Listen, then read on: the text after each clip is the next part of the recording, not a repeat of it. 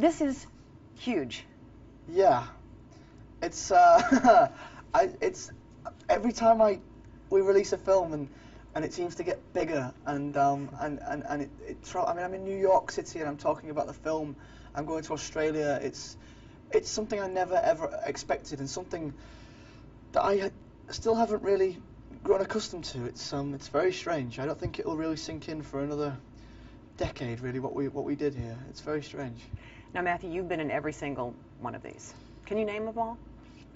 Can I name all the movies? All the movies. Yeah, I think so.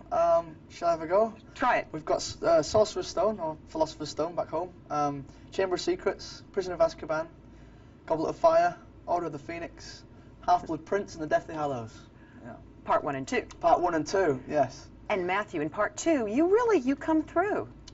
Yeah, Neville really steps up to the plate in this one, and he's such a great character. I feel so proud and privileged to have been able to play him for so long. You know, his story arc it's inspiring. I mean, Jo Rowling did a brilliant job when she wrote the character of Neville. You know, this underdog, this guy who has a pretty rubbish time at school. You know, he's shy, he's bullied, he's terrified of his own shadow, and yet we see him in this film.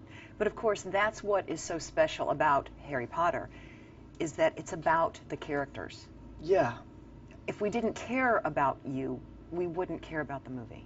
That's right. I mean, what is unique to Harry Potter is that people have grown up with these characters for over a decade now. You know, 11 years, and when you have that time frame, you grow attached to the characters, and that meant that with this last one, when it was a war, it's a battle, and you know, people are dying out there. These are not just people, nameless characters in a film. These are people we care about. We've met so many characters over the years, actually met them, given them both names, and they're the ones that are out on this battlefield, and it just means that this last one just has such a, I don't know how to describe it, it's just, yeah, it's gripping. I call it satisfying. Yeah. I'm very satisfied. I walked out just... It gave it the send-off I think it deserved. It gave the send-off that I think the fans deserved, you know, that have stuck with us for all this time. But I just thought David Yates did such a tremendous job.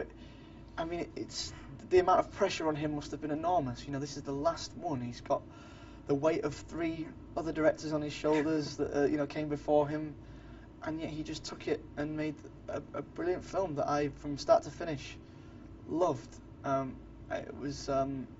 I had to keep remembering I was in a cinema because I was just so lost in the whole story, despite knowing the story, the ins and outs of it, being there, you know, in the background of shots, and I just became immersed, and yeah.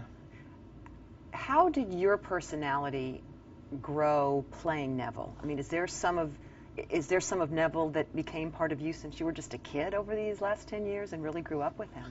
Well, you know, Neville and I were not too dissimilar in the beginning. There wasn't a huge amount of acting in the early days. You know, I was sort of short, chubby, kind of shy, introvert, and you know, I had a great time at school. I had friends, and I wasn't bullied, but I could definitely see a lot of similarities between me and Neville.